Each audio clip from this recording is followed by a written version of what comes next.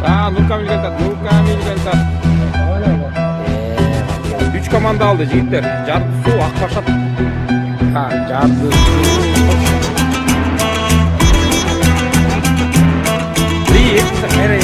Моңолдор менен ак башат.